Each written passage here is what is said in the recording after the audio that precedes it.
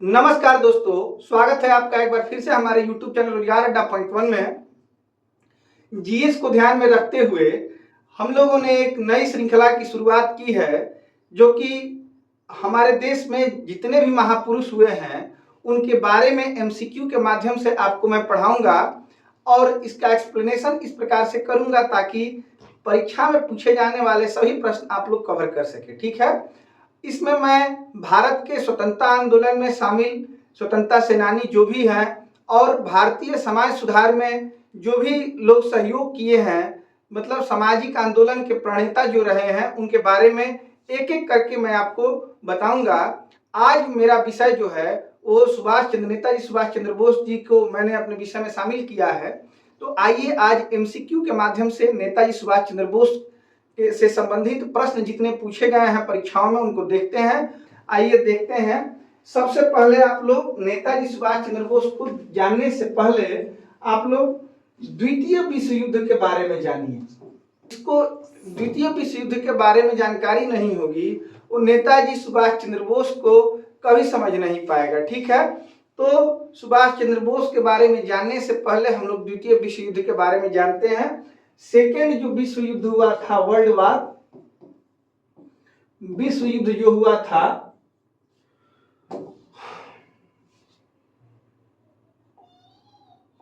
चलिए देखते हैं। सेकेंड जो विश्व युद्ध हुआ था वह हुआ था 1939 से 45 के बीच में हुआ था और इसमें दो गुट थे, आप लोग याद रखेंगे। एक मित्र राष्ट्रों का एक गुट था और एक जो गुट था वो धुरी राष्ट्रों का था। मित्र राष्ट्रों के जो प्रमुख देश थे वे थे यूएसए मतलब अमेरिका, ब्रिटेन,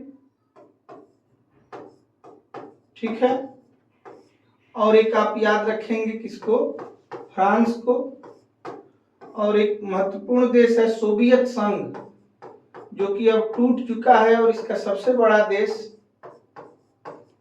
रसिया है। ठीक है, तो ये चार प्रमुख देश जो थे वो मित्र राष्ट्र के गुटों में थे, जबकि धुरी राष्ट्र में आप लोग याद रखेंगे जापान, जर्मनी, इटली, ये प्रमुख देश थे जो धुरी राष्ट्रों के गुट में शामिल थे। ठीक है, और जब मैं आपको समझाऊंगा नेताजी के बारे में तो इस गुट का भी आप लोग ध्यान रखेंगे कि मित्र राष्ट्र कौन कौन से थे। तो ब्रिटेन, यूएसए, फ्रांस और रसिया एक साथ मिलकर लड़ रहे थे, जबकि जापान, जर्मनी और इटली एक गुट में थे और ये एक साथ लड़ रहे थे इन लोगों से। ठीक है, चलिए अब शुरू करते हैं नेताजी सुभाष चंद्र बोस के बारे में एमसीक्यू। इस वीडियो को देखने के बाद कभी ऐसा आपको फील नहीं होगा कि आप नेताजी सुभाष चंद्र बोस से कोई भी क्वेश्चन पूछा जाए और आप न कर पाए। पहला क्वेश्चन जो मैंने लिया है, निम्नलिखित नेताओं में से कौन फॉरवर्ड ब्लॉक की स्थापना के लिए नेताजी बोस के साथ शामिल हुआ। और आईएनए का मतलब होता है Indian national army, Azad Hind फौज, या इसको पहले नाम दिया गया था भारतीय राष्ट्रीय सेना। ठीक है, आईएनए आंदोलन में भाग लिया। तो आप इनका नाम याद रखेंगे, शीलभद्र याजी का। इन्होंने फॉरवर्ड ब्लॉक की स्थापना में सुभाष चंद्र बोस का साथ भी दिया था और आईएनए आंदोलन में भी इन्होंने भाग लिया था। आइए देखते हैं इनके बारे में, फॉरवर्ड ब्लॉक के बारे में। अब देखिए, पूछा जाए आपसे कि फॉरवर्ड ब्लॉक की स्थापना कब हुई थी, तो आप याद रखेंगे 3 मई 1939 को सुभाष ने कांग्रेस के अंदर ही फॉरवर्ड ब्लॉक के नाम से अपनी पार्टी की स्थापना की। तो सुभाष चंद्र बोस के द्वारा कब हुई थी फॉरवर्ड ब्लॉक की स्थापना, तो 3 मई 1939 को। और आपको पीछे मैंने जो बताया था कि इसमें किसने साथ दिया, तो शीलभद्र याजी ने इनका साथ दिया था। ठीक है, आगे चलते हैं। ये फॉरवर्ड ब्लॉक की स्थापना कांग्रेस के अंदर रहते हुए नेताजी सुभाष चंद्र बोस ने की थी। कुछ दिन बाद सुभाष को कांग्रेस से ही निकाल दिया गया। बाद में फॉरवर्ड ब्लॉक अपने आप में एक स्वतंत्र पार्टी बन गई। ठीक है, इतना बात आप लोग इसे नोट कर लेंगे। आगे चलते हैं अगले क्वेश्चन पे। आजाद हिंद रेडियो सेवा किस वर्ष शुरू की गई थी? तो इसका सही जवाब होगा मित्रों 1942 में। आइए देखते हैं आजाद हिंद रेडियो के बारे में। सबसे पहले ये जानते हैं कि आजाद हिंद रेडियो की स्थापना कहाँ हुई थी, शुरुआत कहाँ की गई थी? तो जर्मनी से शुरू की गई थी। और इसकी स्थापना में नेताजी तो थे ही साथ इसमें इनका हिटलर ने भी साथ दिया था। देखिए, आजाद हिंद रेडियो की शुरुआत अगर पूछी जाए आपसे तो सन 1942 में एससी बोस व हिटलर के नेतृत्व में। और ये आजाद हिंद रेडियो की स्थापना कहाँ हुई थी, ये सेवा कहाँ से शुरू की गई थी? तो जर्मनी से शुरू की गई थी। ठीक है, 1942 में एसी बोस की रेडियो बर्लिन पर, एसी बोस को रेडियो बर्लिन पर कई सालों के बाद सुना गया था और वहीं से इन्होंने आजाद हिंद रेडियो का प्रसारण चालू किया था। और ये देखिए, आपको याद होगा कि एक तरफ जर्मनी था और दूसरी तरफ मैंने शुरू में ही बताया कि ब्रिटेन था। तो नेताजी को लड़ना था ब्रिटेन से, इसलिए वे जर्मनी के में जाके हिटलर से मिले थे और हिटलर के साथ मिलकर उन्होंने आजाद हिंद रेडियो की शुरुआत की थी। तो आइए दोस्तों देखते हैं अगला क्वेश्चन। 1939 में त्रिपुरी अधिवेशन में कांग्रेस के अध्यक्ष के रूप में पुनः चुनाव के दौरान सुभाष चंद्र बोस के विरुद्ध किसे चुना गया था? इस क्वेश्चन को जानने से पहले हम लोग जानते हैं कि इंडियन नेशनल कांग्रेस के 1939 से पहले 38 का जो अधिवेशन हुआ था वो हुआ था हरिपुरा में। याद रखेंगे, हरिपुरा में जो अधिवेशन हुआ था उसके अध्यक्ष बनाए गए थे एससी बोस। इसके अध्यक्ष कौन थे? तो एससी बोस इसके अध्यक्ष थे। ठीक है, और ये पहली बार था जब एससी बोस को अध्यक्ष बनाया गया था भारतीय राष्ट्रीय कांग्रेस का, मतलब इंडियन नेशनल कांग्रेस का। ठीक है, लेकिन अच्छा, इस समय जो अध्यक्ष बने थे एससी बोस वो गांधी जी की इच्छा के अनुसार ही बने थे। ठीक है, गांधी जी सहमत थे इनको अध्यक्ष बनाने के लिए, लेकिन इनकी कार्य पद्धति जो थी वो गांधी जी को पसंद नहीं आई। गांधी जी और इनमें मतभेद हो गया और अगले चुनाव के समय सन 1939 में गांधी जी ने इनके विरोध में एक कैंडिडेट खड़ा किया अपना, पट्टाभी सीतारमैया को। याद रखेंगे आप कि बोस के विरोध में कौन सा व्यक्ति चुनाव लड़ा था 1939 के, और इसको याद रखेंगे त्रिपुरी अधिवेशन। त्रिपुरी अधिवेशन, ये त्रिपुरी जगह अगर आपसे पूछा जाए कहाँ है तो मध्य प्रदेश में जबलपुर के निकट यह स्थान है। ठीक है, आप लोग इसको ध्यान रखेंगे। इसमें बोस के विरुद्ध में पट्टाभी सीतारमैया लड़े थे। अब देखिए, देखते हैं 1939 में जब नया कांग्रेस अध्यक्ष चुनने का समय आया तब सुभाष चाहते थे कि कोई ऐसा व्यक्ति अध्यक्ष बनाया जाए जो इस मामले में किसी के दबाव के आगे बिल्कुल न झुके। कौन सा मामला था इसमें बोस चाहते थे कोई ऐसा व्यक्ति अध्यक्ष बने जो इस मामले में, किस मामले में? तो आपको ध्यान में रहेगा, मैंने आपको बताया था विश्व युद्ध कब शुरू हुआ था 1939 में। ये समय कब का था? 1939 का। इस समय ब्रिटेन पे काले बादल छाए थे विश्व युद्ध के, द्वितीय विश्व युद्ध के। ब्रिटेन के विरोध में इटली, जापान और जर्मनी ने युद्ध का बिगुल फूंक दिया था। बोस चाहते थे कि इसका फायदा उठाया जाए और आंदोलन को थोड़ा तेज कर दिया जाए जिससे कि अंग्रेज परेशान होकर भारत को आजादी दे दे। लेकिन गांधी जी को यह तरीका अच्छा नहीं लगा, इसलिए उन्होंने इससे मना किया। बोस अपने स्टैंड पे अडिग थे कि मतलब नहीं, ऐसा ही होना चाहिए कि विश्व युद्ध के दौरान ही हम लोग आंदोलन को तेज करेंगे। तो इसी मामले में चाहते थे कि कोई ऐसा अध्यक्ष अगला बने जो कि इस मामले में गांधी जी के दबाव में बिल्कुल न झुके। ऐसा किसी दूसरे व्यक्ति के सामने न आने पर सुभाष ने स्वयं कांग्रेस अध्यक्ष बने रहना चाहा, लेकिन गांधी जी ने उन्हें अध्यक्ष पद से हटाने के लिए पट्टाभी सीतारमैया को उनके विरोध में चुनाव लड़ा दिया। देखिए, कई बार रविन्द्रनाथ टैगोर ने गांधी जी को पत्र लिख के सुभाष को ही अध्यक्ष बनाने का निवेदन किया था, लेकिन गांधी जी थोड़ा अड़ गए थे अपने विचारों को लेकर कि ये हिंसक नहीं होना चाहिए, स्वतंत्रता संग्राम आंदोलन है, इसलिए उन्होंने पट्टाभी सीतारमैया को खड़ा किया। हालांकि पट्टाभी सीतारमैया चुनाव हार गए और चुनाव कौन जीता, एससी बोस जीते। आगे मैं इसका डिटेल भी बताऊंगा। तब तक चलते हैं अगले क्वेश्चन पे, देखते हैं अगला क्वेश्चन मित्रों। सुभाष चंद्र बोस ने अंडमान और निकोबार द्वीप समूह का नाम क्या रखा था? तो इन्होंने शहीद द्वीप और स्वराज द्वीप, इन दोनों द्वीपों का नाम रखा था। ये ऑप्शन आपका सही हो जाएगा। चलिए आगे देखते हैं इसका डिटेल। द्वितीय विश्व युद्ध के दौरान आजाद हिंद फौज ने जापानी सेना के सहयोग से भारत पर आक्रमण किया। किस भारत पे? तो ब्रिटिश भारत पे आक्रमण किया।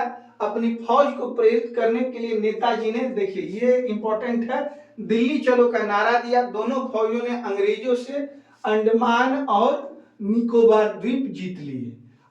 यह द्वीप आरजी हुकूमत आजाद हिंद के अनुशासन में रहे। मतलब ये इसको याद रखेंगे कि आरजी हुकूमत आजाद हिंद के अनुशासन में दोनों द्वीप रहे। नेताजी ने इन द्वीपों को शहीद द्वीप और स्वराज द्वीप का नाम दिया। दोनों फौजों ने मिलकर इम्फाल और कोहिमा पर आक्रमण किया, लेकिन बाद में अंग्रेजों का पलड़ा भारी पड़ा और दोनों फौजों को पीछे हटना पड़ा। ठीक है, लेकिन अंडमान और निकोबार दोनों द्वीपों को इन फौजों ने, जापान और आजाद हिंद फौज की संयुक्त सेना ने जीत लिया। इसका नाम शहीद और स्वराज द्वीप नेताजी ने रखा था। आप लोग इसको याद रखेंगे। ठीक है, आगे चलते हैं। 2018 में इन द्वीपों के नाम में जो बदलाव हुए हैं उस पर भी एक नजर देते हैं। देखिए यहाँ पे बहुत सारे द्वीप हैं। अंडमान निकोबार द्वीप नहीं है, द्वीप समूह है। तो यहाँ पे एक रॉस द्वीप है, रॉस द्वीप का नाम बदल के कर दिया गया है नेताजी सुभाष चंद्र बोस। नील द्वीप एक है, इसका नाम शहीद द्वीप कर दिया गया है। और एक हैवलॉक द्वीप है, स्वराज द्वीप इसका नाम कर दिया गया है। ये मोदी सरकार ने ये नाम परिवर्तन किए हैं। ये इंपॉर्टेंट है, आप लोग स्क्रीनशॉट ले लीजिए, इसको जरूर याद रखना है। ठीक है, आगे चलते हैं। रानी झांसी रेजिमेंट के बारे में निम्नलिखित में से कौन सा कथन सत्य है? तो देखिए आजाद हिंद फौज जो कि बनाई गई थी किसके द्वारा? रास बिहारी बोस के द्वारा। इसका विचार प्रकट किया गया था कैप्टन मोहन सिंह के द्वारा। और इसके प्रधान सेनापति कौन थे? तो सुभाष चंद्र बोस थे। इसमें कई रेजिमेंट थे, जिनमें से महिलाओं की एकमात्र रेजिमेंट थी। याद रखेंगे इसको, यह भारतीय राष्ट्रीय सेना की एकमात्र महिला रेजिमेंट थी। किसकी बात की जा रही है? तो रानी झांसी रेजिमेंट की। बिल्कुल सही बात है। कैप्टन लक्ष्मी स्वामीनाथन को कैप्टन लक्ष्मी सहगल के नाम से भी जाना जाता था, जो इस यूनिट की लीडर थी। तो रानी झांसी रेजिमेंट की लीडर कौन थी? तो कैप्टन लक्ष्मी स्वामीनाथन, इन्हें लक्ष्मी सहगल के नाम से भी जाना जाता था। ये बात कब की है? तो 1943 में एकमात्र रानी झांसी रेजिमेंट महिलाओं की रेजिमेंट थी। आप लोग याद रखेंगे, दोनों कथन सत्य हैं। अतः इसका आंसर क्या हो जाएगा? 1 और 2 दोनों। चलिए देखते हैं इसके बारे में भी थोड़ा सा। 1942 में जापान की सहायता से टोक्यो में भारत को अंग्रेजों के कब्जे से स्वतंत्र कराने के लिए आजाद हिंद फौज या इंडियन नेशनल आर्मी, दोनों नाम याद रखेंगे, दोनों एक ही संस्था है। आजाद हिंद फौज कहिए या इंडियन नेशनल आर्मी कहिए, या शॉर्टकट में आईएनए इसको बोल सकते हैं, इंडियन नेशनल आर्मी नामक सशस्त्र सेना का संगठन किया गया। इस सेना के गठन में देखिए कैप्टन मोहन सिंह, अगर आपसे पूछा जाए कि सबसे पहले आजाद हिंद फौज का विचार किसके मन में आया था, तो याद रखेंगे कैप्टन मोहन सिंह के। लेकिन किसने स्थापना की थी? आजाद हिंद फौज का गठन किसने किया था? तो याद रखेंगे किसको? रास बिहारी बोस को।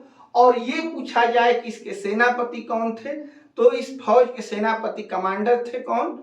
एससी बोस, मतलब सुभाष चंद्र बोस थे। तीनों क्वेश्चन याद रखेंगे। विचार कैप्टन मोहन सिंह और स्थापना रास बिहारी बोस ने किया था। एक इसको भी, इनको भी याद रखिए, निरंजन सिंह गिल ने महत्वपूर्ण भूमिका निभाई। आजाद हिंद फौज की स्थापना का विचार सर्वप्रथम मोहन सिंह के मन में आया था। इसी बीच विदेशों में रह रहे भारतीयों के लिए इंडियन इंडिपेंडेंस लीग की स्थापना की गई। ये भी 1942 की ही बात है, आप लोग इसको भी याद रखेंगे। ठीक है, इसका प्रथम सम्मेलन जून 1942 को बैंकॉक में हुआ था। चलिए आगे अगले क्वेश्चन पे चलते हैं। निम्नलिखित में से कौन सा कथन सुभाष चंद्र बोस के बारे में सत्य है? देखिए इनके बारे में थोड़ा एक बार देख लेते हैं। सुभाष चंद्र बोस का पिक आप लोगों ने देखा होगा पहले। इनका जो जन्म हुआ था 23 जनवरी 1897 को 23 जनवरी को इनकी याद में एक दिवस मनाया जाता है, पराक्रम दिवस, याद रखेंगे, इससे भी क्वेश्चन पूछा गया है पीछे के परीक्षा में। फिर इनका जन्म जो हुआ था वो कहाँ हुआ था, कटक उड़ीसा में, तत्कालीन बंगाल था वो, ये उस समय उड़ीसा बंगाल का हिस्सा था, लेकिन वर्तमान में ये किस नाम से जाना जाता है, उड़ीसा के नाम से। 1905 के बाद, बंगाल विभाजन के बाद ये उड़ीसा का हिस्सा है। फिर अभिभावक इनके पिता का नाम जानकीनाथ बोस था और माता का नाम प्रभावती देवी था।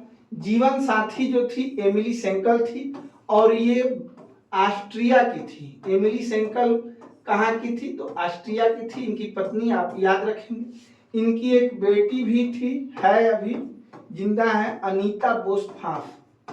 अनीता बोस फाफ, फाफ उनका टाइटल है, आप लोग याद रखेंगे। तो याद रखेंगे कि माता थी प्रभावती देवी, पिता जानकीनाथ बोस, पत्नी एमिली सेंकल, कहाँ की थी, ऑस्ट्रिया की थी। इन्होंने लव मैरिज किया था जर्मनी में रहते हुए। ये उनकी एक बुक थी, आप लोग याद रखेंगे कि एसी बोस ने एक लिखा है इंडियन स्ट्रगल। इंडियन स्ट्रगल, ठीक है, आप देख लीजिएगा, थोड़ा स्ट्रगल का स्पेलिंग मुझे लग रहा है कि एक जी होगा, आप लोग खुद से देख लेंगे एक बार। इंडियन स्ट्रगल लिख रहे थे जब, तो ये बीमार थे और उस समय बोस को एक टाइपिस्ट की आवश्यकता थी। उसी समय ये एमिली सेंकल से मिले थे, ये एक टाइपिस्ट थी। बुक लिखने के दौरान ही बोस की मुलाकात इनसे हुई थी और इनसे शादी भी हुई, प्रेम विवाह हुआ बोस का, याद रखेंगे, एमिली सेंकल से। कहाँ हुआ था, जर्मनी में। किस बुक के टाइपिंग के दौरान, तो इंडियन स्ट्रगल बोस की बुक है। अब आइए क्वेश्चन पे चलते हैं मित्रों। निम्नलिखित में से कौन सा कथन सुभाष चंद्र बोस के बारे में सत्य है? सत्य है पूछा जा रहा है। बोस का जन्म 23 जनवरी, ये सत्य है बिल्कुल। इन्होंने सिविल सेवा के लिए अर्हता प्राप्त की लेकिन नौकरी छोड़ दी, बिल्कुल सही जवाब है, ये भी कथन सही है। आईसीएस इन्होंने 1920 में 4th रैंक से क्वालिफाई किया था। 4th रैंक था इनका आईसीएस में। आईसीएस का मतलब होता है Indian civil services, civil services, जो वर्तमान में आईएएस की परीक्षा होती है। पहले ब्रिटिश भारत में आईसीएस की परीक्षा होती थी।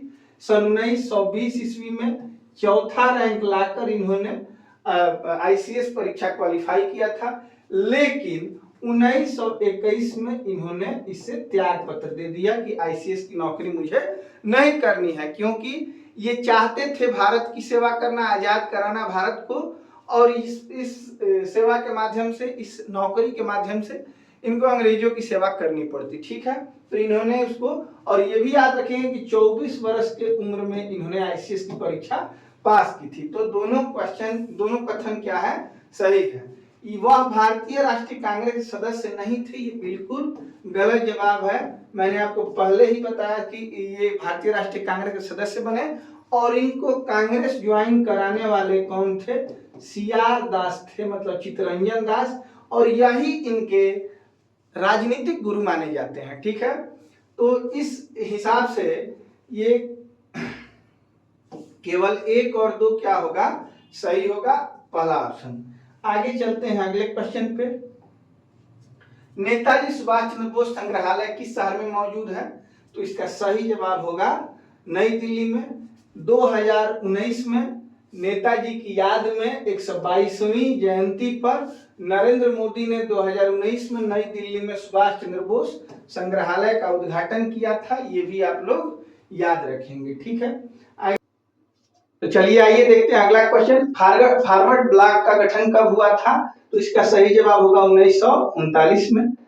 आगे चलते हैं, क्वेश्चन देखते हैं। निम्नलिखित में से कौन सा कथन सुभाष चंद्र बोस के बारे में सही है? इनका जन्म 23 जनवरी, बिल्कुल सही जवाब है, लेकिन ये 1891 ना होके ये होना चाहिए 1897। ठीक है, वह भारतीय राष्ट्रीय सेना के संस्थापक थे, तो संस्थापक बिल्कुल ये नहीं थे, रास बिहारी बोस थे। कौन था?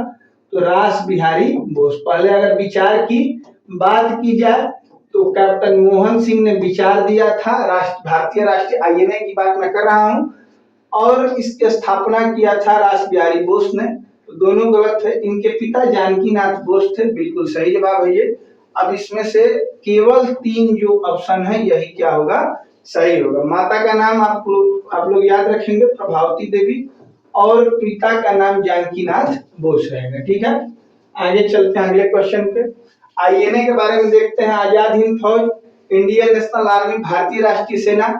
विचार पहले पूछा गया, मोहन सिंह संस्थापक राष्ट्र बिहारी बोस, और सन पूछा जाए तो 1942 बताएंगे। आगे चलिए चलते हैं अगले क्वेश्चन पे। सुभाष चंद्र बोस के राजनीतिक गुरु के रूप में किसे जाना जाता है, मैंने पहले ही बताया है, सीआर दास मतलब चित्तरंजन दास इनके राजनीतिक गुरु थे। आगे क्वेश्चन चलते हैं, आगे वाले क्वेश्चन पे चलते हैं। सुभाष चंद्र बोस के बारे में निम्नलिखित में से कौन सा सुमेलित नहीं है। माता प्रभावती देवी सही है। जन्म इनका कहाँ हुआ था, तो कटक उड़ीसा में हुआ था। कटक उड़ीसा सही जवाब इसका होगा। कोलकाता दिया गया है, ये गलत है। पिता एक वकील थे, बिल्कुल सही है। फॉरवर्ड ब्लॉक का गठन 1939 में हुआ था, तो इसका आंसर ये हमारा गलत खोजना है, तो बी सही होगा। सुमेलित नहीं है तो बी नहीं है। आगे चलते हैं। सुभाष चंद्र बोस के बारे में निम्नलिखित में से कौन सा सही नहीं है। उन्हें एशिया का प्रकाश पुंज कहा जाता है। थोड़ा सा इसमें थोड़ी सी एक त्रुटि है, इसको एशिया का इनको रोशनी का प्रतीक कहा जाता है। और ये देखिए, इसको मैं यहीं पे बताता चलूं, लाइट ऑफ एशिया या एशिया का प्रकाश पुंज गौतम बुद्ध को कहा जाता है, याद रखेंगे आप। Gautam Buddha light of Asia कहे जाते हैं। सुभाष चंद्र बोस को एशिया की रोशनी का प्रतीक कहा जाता है। 1939 में पहली बार कांग्रेस के अध्यक्ष बने, ये गलत है। उन्होंने दिल्ली चलो की घोषणा की, सही बात है। उन्होंने कहा तुम मुझे खून दो, ऐसे होगा, तुम मुझे खून दो मैं तुम्हें आजादी दूंगा, ये भी सही है। गलत चुनना है तो आप लोग इसको याद रखेंगे। वह 1939 में पहली बार अध्यक्ष बने, मैंने आपको बताया था वे 1938 में अध्यक्ष बने थे। किस अधिवेशन के, याद रखेंगे, हरिपुरा अधिवेशन के। ठीक है, दूसरी बार वे 1939 में अध्यक्ष बने थे, लेकिन कार्यकाल पूरा होने से पहले इन्होंने गांधी जी ने कांग्रेस छोड़ने जैसा ही कर दिया था। गांधी जी की इग्नोरेंस की वजह से इन्होंने कार्यकाल पूरा होने से पहले अपना इस्तीफा दे दिया था 1939 में। चलिए आगे चलते हैं। 1939 में कांग्रेस अध्यक्ष के चुनाव में सुभाष चंद्र बोस ने किसे हराया था, मैंने आपको पहले ही बताया है कि ये पट्टाभी सीतारमैया होंगे। इनके बारे में देख लेते हैं। देखिए, सुभाष बाबू को 1580 और पट्टाभी सीतारमैया को 1377 वोट मिले थे, जिसमें सुभाष बाबू कितने वोटों से जीते थे, 203 वोटों से जीते थे। ठीक है, और ये कहाँ का अधिवेशन था, तो त्रिपुरी में था, इसलिए इतिहास की घटना में इसे त्रिपुरी संकट के नाम से जाना जाता है, क्योंकि देश के 2 शीर्ष नेता महात्मा गांधी और नेताजी सुभाष चंद्र बोस में मतभेद हुआ था इसमें, इसलिए हम ये जानते हैं कि इसे क्या त्रिपुरी संकट कहा जाता है। त्रिपुरी ना कि त्रिपुरा में, समझ लीजिएगा आप लोग, ये एमपी में है। आगे याद रखेंगे। देखिए, सुभाष बाबू का साथ देने वाले कौन थे, तो एक शरद बाबू थे। जवाहरलाल नेहरू तटस्थ रहे, ना तो ये महात्मा गांधी के पक्ष में कुछ बोले और ना ही इन्होंने सी बोस का समर्थन किया था। 12 और सदस्य थे कार्यकारिणी के, जो महात्मा गांधी के कहने पर कांग्रेस से इस्तीफा दे दिए थे। निम्नलिखित में से कौन सा नेता आजाद हिंद फौज से संबंधित नहीं है। मेजर जनरल शाहनवाज खां हैं, कर्नल प्रेम सहगल भी हैं, कर्नल शौकत अली मलिक भी हैं, करतार सिंह नहीं है। ये क्या है, तो फर्स्ट मिलिट्री डेंटिस्ट की बात की जाए तो कौन थे, करतार सिंह थे, यही हमारा सही जवाब होगा। आगे चलते हैं अगले क्वेश्चन पे। निम्नलिखित में से कौन सा उपनाम सुभाष चंद्र बोस को नहीं दिया गया है, तो ये भारत के मजबूत आदमी, नेताजी, देशभक्तों के देशभक्त और एशिया की रोशनी का प्रतीक। अब इसमें से कौन सा नाम नेताजी को नहीं दिया गया है, तो भारत का मजबूत आदमी मतलब लौह पुरुष का, इसको अंग्रेजी में कहेंगे लौह पुरुष, आयरन मैन, लौह पुरुष। ये जो उपाधि थी, थोड़ा घुमा के लिखा गया है, ये उपाधि किसकी थी, तो सरदार वल्लभ भाई पटेल की थी। ठीक है, और ये बाकी जो उपनाम थे ये सब किसके नाम है, तो ये एसी बोस के नाम है, याद रखेंगे आप लोग। आगे का क्वेश्चन देखते हैं। महात्मा गांधी को राष्ट्रपिता की उपाधि किसके द्वारा दी गई थी, बिल्कुल सही जवाब होगा इसका बी, सुभाष चंद्र बोस ने दी थी। इसके बारे में देखते हैं। ये महात्मा गांधी को इन्होंने राष्ट्रपिता कब कहा था, तो 6 जुलाई 1944 को आजाद हिंद रेडियो पर अपने भाषण के माध्यम से गांधी जी को संबोधित करते हुए नेताजी ने जापान से सहायता लेने का अपना कारण और आरजी हुकूमत आजाद हिंद तथा आजाद हिंद फौज की स्थापना के उद्देश्य के बारे में बताया। इस भाषण के दौरान नेताजी ने गांधी जी को राष्ट्रपिता कहा। किस तारीख को? 6 जुलाई 1944 को। ये आप लोग ध्यान में रखेंगे। और इसी समय गांधी जी ने भी इन्हें नेताजी कहा। तो आपसे अगर पूछा जाए कि सुभाष चंद्र बोस को नेताजी की उपाधि किसने दी थी, तो महात्मा गांधी तो सही जवाब होगा।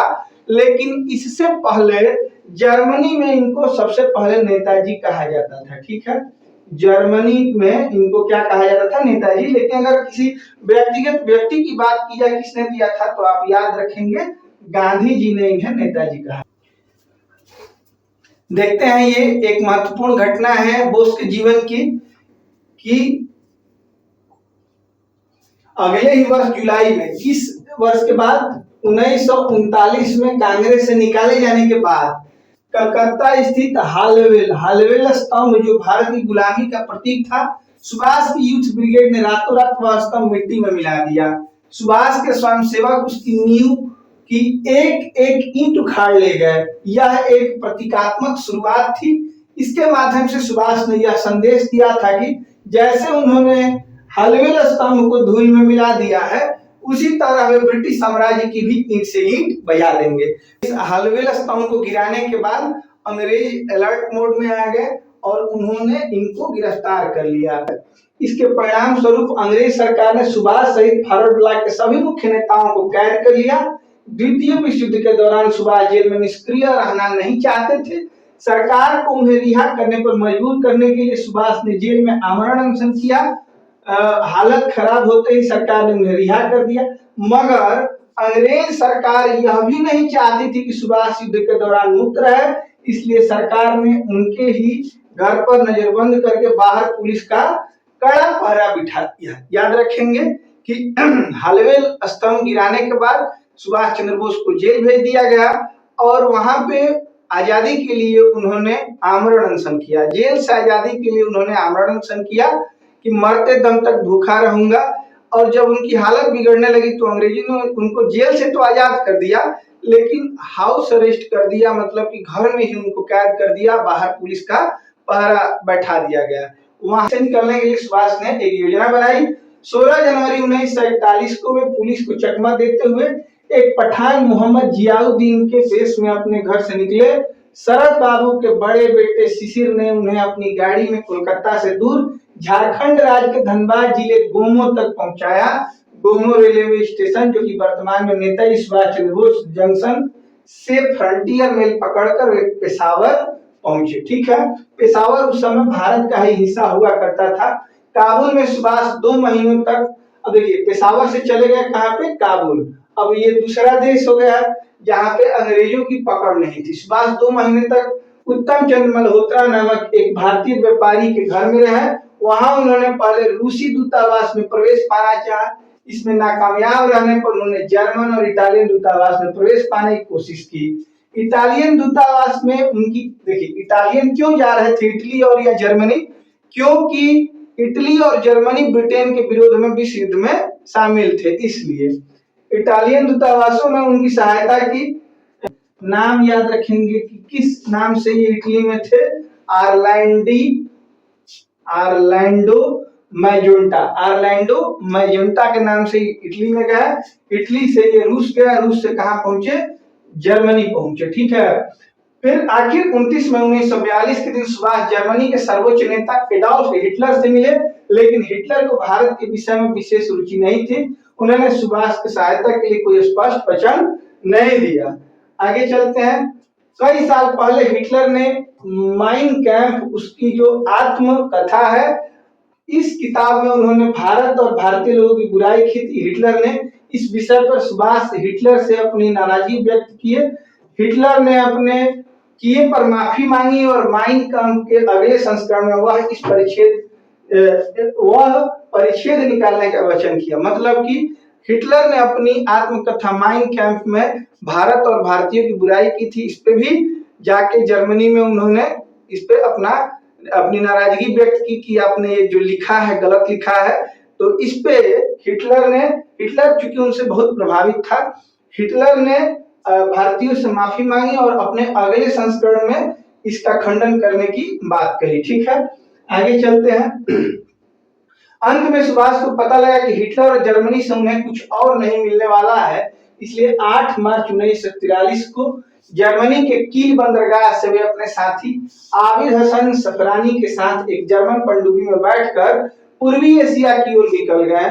वह जर्मन पनडुब्बी उन्हें हिंद महासागर में मेडागास्कर के किनारे तक लेकर गई। वहां वे दोनों समुद्र में तैरकर जापानी पनडुब्बी तक पहुंचे। यह जापानी पनडुब्बी ने इंडोनेशिया के पादान बंदरगाह तक पहुंचाकर आई। अब देखिए, ये इंडोनेशिया, फिर पूर्वी एशिया में पहुंचकर सुभाष ने सर्वप्रथम वयोवृद्ध क्रांतिकारी रास बिहारी बोस से स्वतंत्रता परिषद का नेतृत्व संभाला। सिंगापुर के एडवर्ड पार्क में रास बिहारी ने स्वेच्छा से स्वतंत्रता परिषद का नेतृत्व सुभाष को सौंपा। जापान के प्रधानमंत्री जनरल हिदेकी तोजो ने नेताजी के व्यक्तित्व से प्रभावित होकर उन्हें सहयोग करने का आश्वासन दिया। कई दिन पश्चात नेताजी ने जापान की संसद डायट के सामने भाषण दिया। ये डायट में भाषण देने वाले पहले भारतीय हैं, इसके बारे में भी आप लोग याद रखेंगे।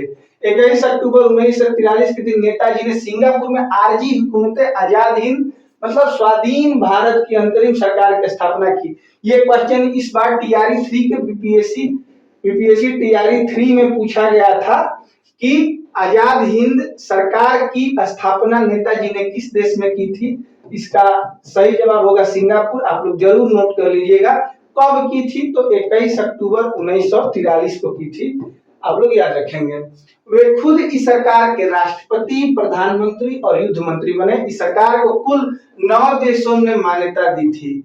ये भी याद रखेंगे कि जो अंतरिम सरकार आजाद हिंद के नाम से बनी थी, जो सुभाष चंद्र बोस ने बनाई थी, इसको कितने देशों ने मान्यता दी थी, तो इसका जवाब होगा 9 देशों ने। चलिए आगे, नेताजी आजाद हिंद फौज के प्रधान सेनापति भी बने। आगे चलते हैं। पूर्वी एशिया में नेताजी ने अनेक भाषण देकर वहां के अस्थायी भारतीय लोगों से आजाद हिंद फौज में भर्ती होने और उसे आर्थिक मदद देने का आह्वान किया। उन्होंने अपने आह्वान में यह संदेश भी दिया कि तुम मुझे खून दो, मैं तुम्हें आजादी दूंगा। तो नारा आप लोग याद रखेंगे, दिल्ली चलो का नारा। दिल्ली चलो का नारा भी इन्होंने ही दिया था, और तुम मुझे खून दो, मैं तुम्हें आजादी दूंगा, इसका नारा भी इन्होंने ही दिया था। अब आजाद हिंद फौज पीछे,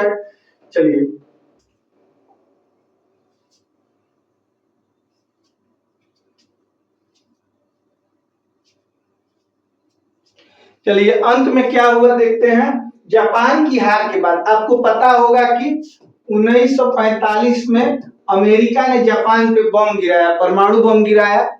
2 बम गिराए थे, एक 6 अगस्त को और एक 9 अगस्त को। और इन्हीं परमाणु बमों को गिराने के साथ विश्व युद्ध में मित्र राष्ट्रों की विजय घोषित हो गई और जापान ने सरेंडर कर दिया। जापान की हार के बाद नेताजी को नया रास्ता ढूंढना जरूरी था। उन्होंने रूस से सहायता मांगने का निश्चय किया। 18 अगस्त 1945 को नेताजी हवाई जहाज से मंचूरिया की तरफ जा रहे थे। इस सफर के दौरान वे लापता हो गए। इस दिन के बाद वे कभी किसी को दिखाई नहीं दिए। आगे चलते हैं। 23 अगस्त 1945 को टोक्यो रेडियो ने बताया कि सैगोन में नेताजी एक बड़े बम वर्षक विमान से आ रहे थे कि 18 अगस्त को ताई होक्यू हवाई अड्डे के पास उनका विमान दुर्घटनाग्रस्त हो गया। विमान में उनके साथ सवार जापानी जनरल सोदेई, पायलट और कुछ अन्य लोग भी मारे गए हैं। मतलब कि इनके मौत की खबर 23 अगस्त को सुनाई गई और ये जो इनकी मृत्यु है ये 18 अगस्त 1945 को बताई जाती है। लेकिन इस पे मित्रों अभी भी संशय है, अभी भी कोई पुख्ता सबूत नहीं मिला है जिसे कहा जा सके कि सुभाष चंद्र बोस की मृत्यु इसी दुर्घटना में हुई थी।